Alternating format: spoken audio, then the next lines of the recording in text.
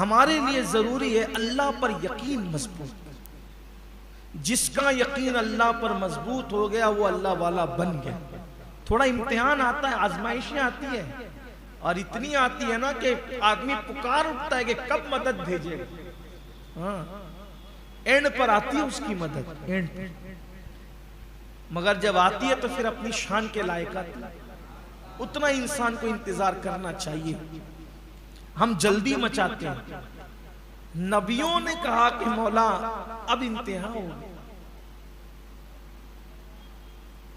हम अल्लाह की एक नहीं मानते और सोचते हैं कि इधर दुआ को हाथ उठे और उधर फौरन अपना काम हो जाए। कभी कभी नबियों की दुआ का असर जाहिर होने में भी 50-50 साल लगे हैं। नबियों की दुआ की बात, मासूम लोग जिन्होंने अल्लाह की मर्जी के खिलाफ एक सेकंड नहीं गुजारा, एक लम्हा खुदा की नाफरमानी नहीं की उन्होंने, फिर भी उनकी दुआ को कभी कभी जाहिर होने में 50-50 साल लगे। हजरत याकूब ने दुआ की थी मेरे यूसुफ से मिला दे, कितने साल बाद मिले? आपने सुना होगा, मौलाना ने बयान किया होगा, शुदा यूसुफ 50 साल के बाद। हजरत नूह अलैहिस्सलाम ने कहा इनको तबाह कर दे, कब तबाह हुए? 50 साल के बाद। हजरत इब्राहिम अलैहिस्सलाम ने बेटा मांगा, कब मिला? 80 साल की उम्र में, जब दाढ़ी के बाल सफेद हो। जकरिया अलैहिस्सलाम ने बेटा मांगा, कब मिला? दाढ़ी के बाल सफेद, मगर मिला जरूर।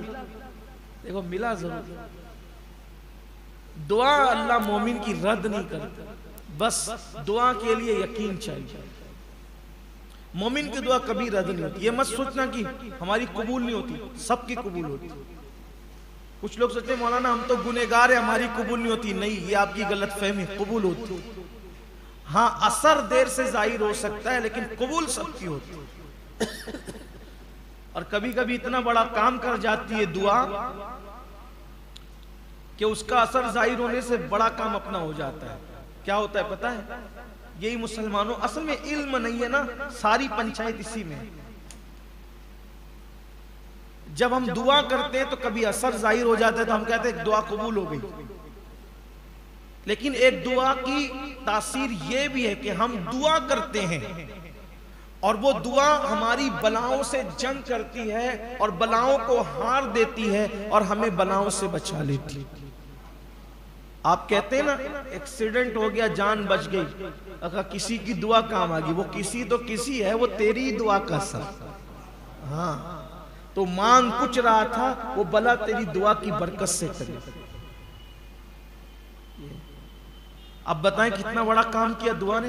अल्लाह के रसूल अलैहिस्सलाम इसीलिए कसरत से दुआ कर, और कहते भी थे दुआएं कसरत से मांगा। दुआ जान इबादत की, अद्दुआ मुखुल इबादत, कि दुआ इबादत का मगज़ है। अद्दुआ हुवल इबादत, दुआ ही इबादत।